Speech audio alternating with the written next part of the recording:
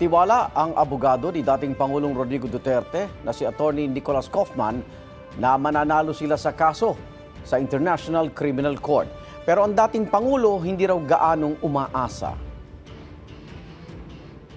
He has no order because he's, frankly, not holding out any hopes and not expecting anything too great.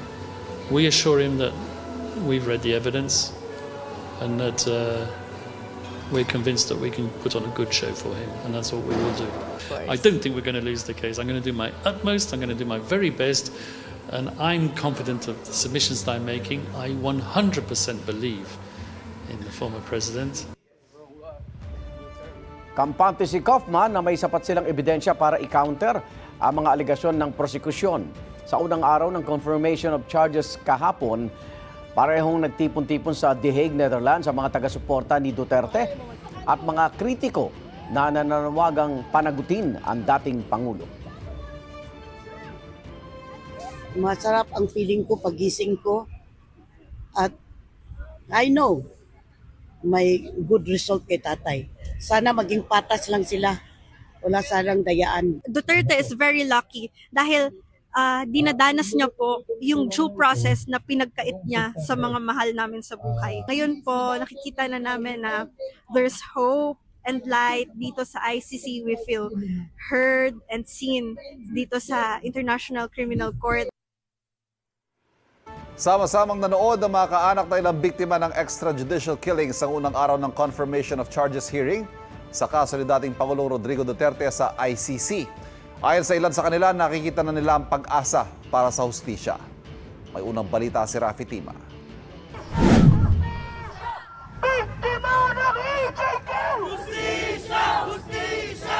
People power laban sa mga extrajudicial killing, panawagan ng mga nagprotesta sa Boy Scout Circle sa Quezon City. Hindi pa natutuyo ang ating mga luha!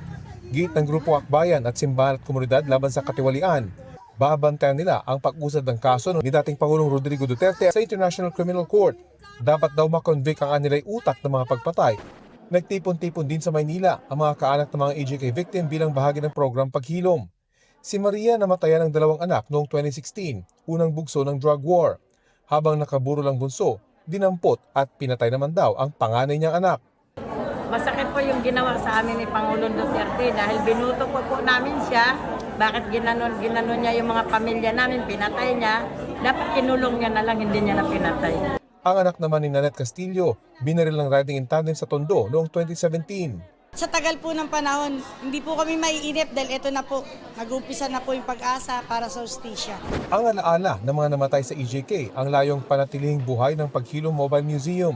Tampok ang iba't ibang alaala ng mga EJK victim tulad ng mga larawan, diorama, damit ng isa sa mga namatay at mga death certificate. Nauna nang dinala ang Mobile Museum sa Senado at Kamara at ngayon nasa isang universidad sa Maynila. Makatutulong daw ito para maunawaan ng mga kabataan ang issue. It helps preserve memory and history, a call for an assurance that never again of such thing should be allowed to take place. Sa mga anak mo, hanggat nandito ako, magkakaroon ka ng hustisya. Titindig ako para sa iyo. Huwag ka mag-alala sa mga bata. Ang pagsisimula ng confirmation of charges hearing, palakpakan ng isinalubong ng mga kaanak ng mga EJK victim sa kanilang group watch sa Quezon City. Nagpalakpakan din sila nang magsalita si Attorney Joel Butuyan na isa sa mga common legal representative ng mga biktima. Nakasabit sa loob ng venue ang mga litrato ng mga biktima. Paalala kung sino-sino ang mga biktima na hindi na maibabalik pa. Sa Huwebes, pagkakataon naman ng depensa na maglabas ng mga ebidensya nila. In the coming days, the prosecution will present their evidence and we will attack it. We will say why that evidence doesn't show what the prosecution says it. We will be disclosing something which is crucial and fundamental to the case. Sa tingin daw ni Kaufman ay hindi sila matatalo at naniniwala siyang hindi kriminal ang dating Pangulo.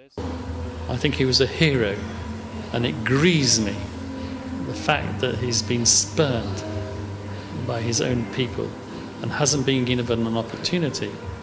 If someone even thought that there was an aspect of criminality to anything that he did, an opportunity to defend himself in a Filipino court, not in a foreign court. Ito ang unang balita. Rafi Tima para sa GMA Integrated News. Sa ibang balita, nagsimula na sa Kamara ang impeachment process laban kay Vice President Sara Duterte. Nai-refer na kahapon sa House Committee on Justice ang 4 na impeachment complaint laban sa bise. Sunod ng tatalakayan ng komite kung sufficient in form and substance ang mga ito. Posibleng sa Lunes yan, ayon kay ML Party List Representative Laila de Lima na nag-endorso sa 2 impeachment complaint. Ayon sa chairperson ng komite na si Representative Jervy Luistro, gagamitin nilang parehong hakbang at parameters na ginamit sa impeachment process kay Pangulong Bongbong Marcos. Sa 4 na reklamong isinampa laban kay Vice President Duterte, kabilang sa mga nabanggit na impeachable offense ang paglustay umano niya ng confidential funds, pagbabanta umano sa buhay ng Pangulo, unang ginang at dating House Speaker, hindi umano pagdeklara ng lahat ng ari-arian niya sa SALN at pagsusulong umano ng political destabilization at sedition. Dati nang itinanggi ng bise ang mga paratang. Dati na rin sinabi ng kampo ni VP Duterte na sasagutin nila mga paratang sa prosesong naangkop sa konstitusyon. Nagkita sina Pangulong Bongbong Marcos at Naga City Mayor Leni Robredo sa Malacanang sa paglulunsad ng isang programang dinaluhan ng mga alkalde at gobernador. Si Vice President Sara Duterte naman may nakausap na raw na posibleng maging running mate niya sa eleksyon. Narito ang aking unang balita. Matapos ang kanilang pagkikita noong Sabado sa pagbisita ni Pangulong Bongbong Marcos sa Naga, si Mayor Leni naman ang nasa Malacanang, kasama na ibang mga mayor at gobernador sa buong kapuluan para sa paglulunsad ng Sa Bagong Pilipinas, Bawat Bayan Makikinabang. Si League of Cities President at San Juan City Mayor Francis Zamora nagpost ng selfie kasama ang Pangulo at si Robredo. Sa isang group photo, magkakatabi at nakangiti ang Pangulo, si Mayor Leni at Mayor Isko na magkakatunggali sa pagkapangulo noong 2022. Sa kanyang pambungad na pananalita, agad nilinaw na Executive Secretary Ralph Recto na wala raw halong politika ito. In the middle of the political noise, let's be clear on why we're here. Service, work, delivery.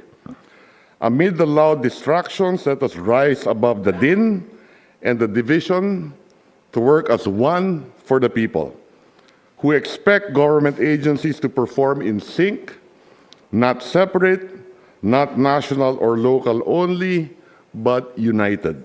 Sa ilalim ng programang ito, ang halos 58 billion pesos sa Local Government Support Fund, pinakamalaki raw sa kasaysayan, ay pabibilisin ang paglalabas sa mga lokal na pamahalaan para sa mga proyektong layong mas maramdaman ang serbisyo ng gobyerno.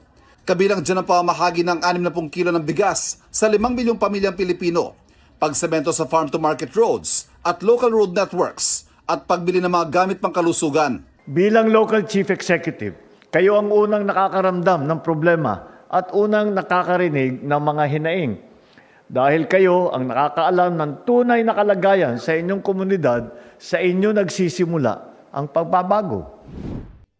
Nagpirmahan na ng kasunduan ng mga lokal na opisyal sa buong kapuluan at ang Department of Education para tugunan ang kakulangan ng classroom sa bansa.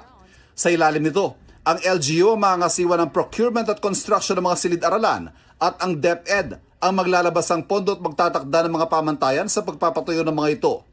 Habang wala pang katiyakan kung sinong itatapat na Malacanang kay Vice President Sara Duterte sa eleksyon 2028, ang bise, sinabi naman na meron na raw siyang nakausap na magiging running mate.